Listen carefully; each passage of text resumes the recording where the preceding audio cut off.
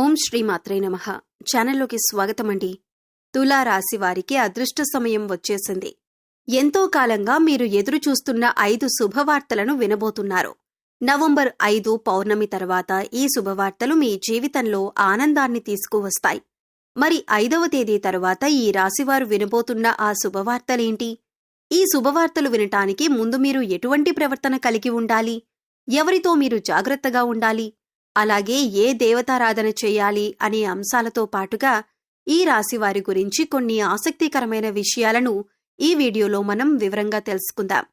కానీ అంతకంటే ముందుగా మీరు కనుక మన ఛానల్ని ఇప్పటి వరకు సబ్స్క్రైబ్ చేసుకోకపోతే సబ్స్క్రైబ్ చేసుకొని పక్కనే ఉన్న బెల్ ఐకాన్ నొక్కి ఆల్ సెలెక్ట్ చేసుకుంటే మేమిలాంటి వీడియోస్ అప్లోడ్ చేయగానే ముందుగా మీకు నోటిఫికేషన్ వస్తుంది.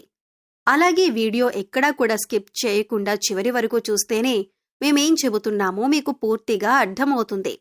ఇక వివరాల్లోకి వెళితే, మిగిలిన రాశులన్నింటికంటే కూడా ఈ రాశి వారిని చాలా ప్రత్యేకమైన వారుగా జ్యోతిష్య శాస్త్రంలో చెప్పబడి ఉంది. మరి ఈ రాశివారు ఎందుకంత ప్రత్యేకమంటే, వీరికున్నటువంటి సహాయం చేసే గుణం, కార్యదీక్షత, కార్యదక్షత, సంయమన పాలన వంటి అనేక అంశాలను కలిగి ఉండటం వల్ల ఈ రాశివారు అందరికంటే ప్రత్యేకమైన వారుగా చెప్పొచ్చు. అయితే ఈ రాశివారు ఈ సమయంలో జాగ్రత్తగా ఉండాలి. ఈ సమయంలో మీరు చేయవలసిన పనేంటంటే, ముఖ్యంగా మీరు ఎటువంటి పరిస్థితుల్లోనైనా మౌనంగా ఉండటానికి ప్రయత్నించండి. ఇలా కనుక మీరు కొద్దిగా ఓర్పు పట్టి మౌనంగా ఉన్నట్లయితే ఇప్పటిదాకా మీరెవ్వరూ వినని 10 శుభవార్తలు మీరు వింటారని చెప్పటంలో ఎటువంటి సందేహం లేదు. అయితే మీ ముందు నవ్వుతూ మాట్లాడే కొందరు వ్యక్తులు వెనక నుండి మీ నాశనం కోరుకుంటున్నారు. వారెవరు అనే విషయం ఈ వీడియో చివరి వరకు చూస్తే మీకు అర్థమవుతుంది. ముఖ్యంగా 3 వ్యక్తులు మీ జీవితంలో మీరు పైకి ఎదగకూడదని మీ నాశనాన్ని కోరుకుంటూ ఉన్నారు. ఆ 3 వ్యక్తుల్లో 2 స్త్రీలు, 1 పురుషుడు మీ శత్రువులతో చేరి మీ శత్రువులకి అనుకూలంగా ప్రవర్తిస్తూ మీ నాశనాన్ని కోరుకుంటున్నారు. ఈ సమయంలో మీరు అనుకున్న పనులు అనుకున్నట్టు జరగాలి, ధనలాభం కలగాలి, అందరికంటే ముందుండాలి అనుకున్నట్లయితే కనుక మీరేం చేయబోతున్నారు అనే విషయాలను ఇతరులకు అస్సలు చెప్పకండి. మౌనం వహించండి. ఎందుకంటే మీరు జీవితంలో ఎదగటం ఇష్టం లేనివారు ఖచ్చితంగా మీ మాటలు వింటే మీ నాశనాన్ని కోరుకుంటారు. అంతేకాదు, ఈ సమయంలో మీరు కొన్ని జాగ్రత్తలు పాటించినట్లయితే ఖచ్చితంగా మీరు శుభవార్తలు వింటారు. కుటుంబంతో సంతోషంగా ఉంటారు. ఏ ఒక్క దేవుణ్ణి ప్రార్థిస్తే 2 దేవుళ్ల అనుగ్రహం కలుగుతుందో మీకు తెలుసా? అదేనండి, రాముణ్ణి ప్రార్థిస్తే హనుమంతుల వారి అనుగ్రహం కూడా మీకు కలుగుతుంది. ఇక వీరిద్దరి అనుగ్రహం ఉంటే ఈ రాశివారి జీవితం 3 పువ్వులు 6 కాయలుగా మారిపోతుంది. మరి ఆంజనేయ స్వామి వారికి ఇష్టమైన మంగళవారం రోజున మాంసాహారం తినకుండా రాముల వారిని అలాగే హనుమంతుల వారిని ప్రార్థించినట్లయితే మీ మనసులో ఉన్న కోరిక త్వరగా నెరవేరుతుంది. అంతేకాదు, ఇలా చేయటం వల్ల రాముల వారి అలాగే హనుమంతుల వారి అనుగ్రహం కూడా మీపై పరిపూర్ణంగా ఉంటుంది అని చెప్పటంలో ఎటువంటి సందేహం లేదు.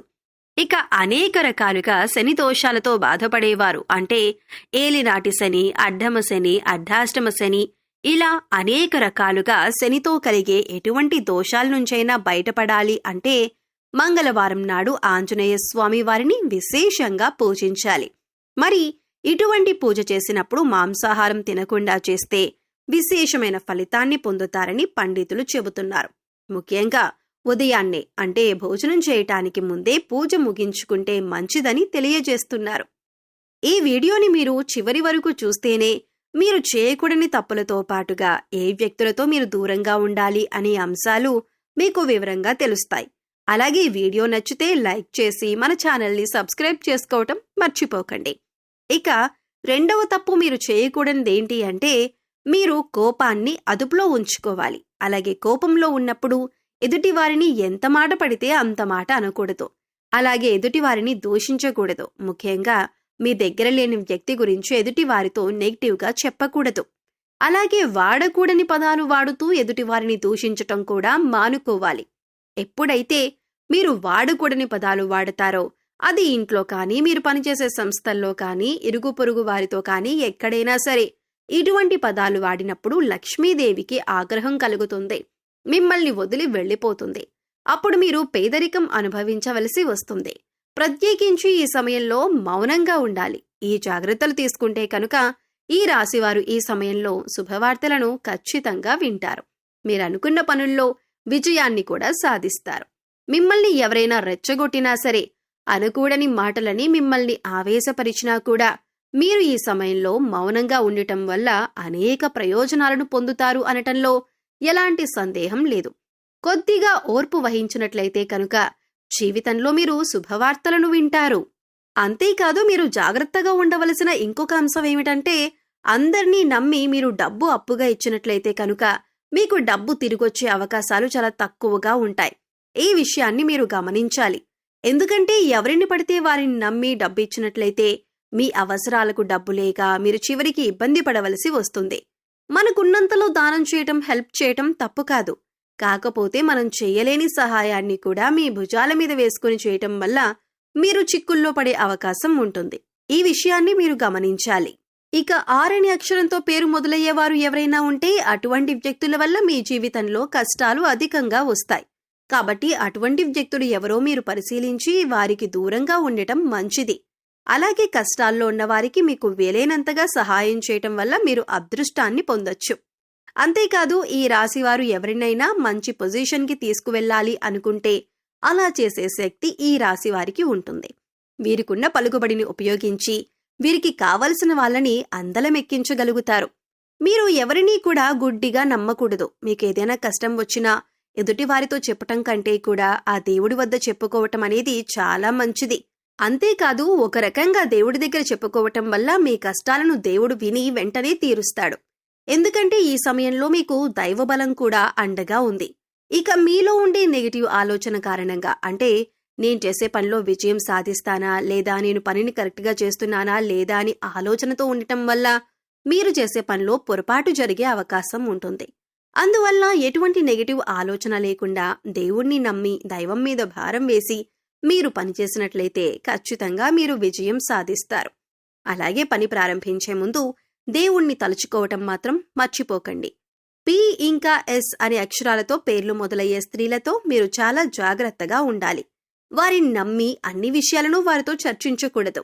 అంతేకాదు, వారికి ఎంత దూరంగా ఉంటారో మీకు అంత మేలు జరుగుతుంది. అలాగే ఆరణి అక్షరంతో పేరు మొదలయ్యే మగవారితో కూడా ఈ రాశివారు దూరంగా ఉండాలి. ఎందుకంటే ఈ ఇద్దరు స్త్రీలు ఇంకా పురుషుడు మీ నాశనాన్ని కోరుకునే వారిలో ఉండే అవకాశం ఉంది. ముందు చెప్పుకున్న విధంగా ఈ అక్షరాలతో పేర్లు మొదలయ్యే ఇద్దరు స్త్రీలు అలాగే ఒక పురుషుడితో మీరు చాలా జాగ్రత్తగా ఉంటే మీ జీవితంలో మీరు ముందుకు వెళతారు. అలాగే మరిన్ని యోగవంతమైన ఫలితాలను పొందటానికి ఈ సమయంలో మీరు చేసుకోవలసిన దేవతారాధన చూసుకున్నట్లయితే గురువారం నాడు దత్తాత్రేయ, దక్షిణామూర్తి వంటి గురు స్వరూపాల ఆలయాన్ని దర్శనం చేసుకోండి. మాస శివరాత్రి రోజున శివుడికి అభిషేకం చేయించుకోండి. అలాగే సోమవారం నాడు శివుడికి విశేషంగా పూజ చేసుకున్నట్లయితే జీవితంలో ఉన్నతిని పొందుతారు. సో చూశారు కదండి, తులా రాశివారు ఈ సమయంలో ఏ విషయాల్లో జాగ్రత్తలు తీసుకోవాలి, అలాగే నవంబర్ 5వ తేదీ తర్వాత మీరు ఎటువంటి శుభవార్తలు వినబోతున్నారు, అలాగే ఈ సమయంలో మీరు ఏ వ్యక్తులతో జాగ్రత్తగా ఉండాలి అనే అంశాలతో పాటుగా ఈ సమయంలో మీరు చేసుకోవలసిన దేవతారాధన గురించి ఈ వీడియోలో మనం వివరంగా తెలుసుకున్నాం కదా. ఈ వీడియో మీకు నచ్చినట్లయితే లైక్ చేయండి. మీ ఫ్రెండ్స్ అండ్ ఫ్యామిలీ మెంబర్స్లో తులారాశి వారు ఉంటే వారితో ఈ వీడియోని షేర్ చేసుకోండి. అలాగే ఇప్పటి వరకు మన ఛానల్ని కనుక సబ్స్క్రైబ్ చేసుకోకపోతే సబ్స్క్రైబ్ చేసుకొని పక్కనే ఉన్న బెల్ ఐకాన్ నొక్కి ఆల్ సెలెక్ట్ చేసుకుంటే మేమిలాంటి వీడియోస్ అప్లోడ్ చేయగానే ముందుగా మీకు నోటిఫికేషన్ వస్తుంది. మరో చక్కటి వీడియోతో మళ్ళీ కలుద్దామండి. ఓం శ్రీమాత్రే నమః.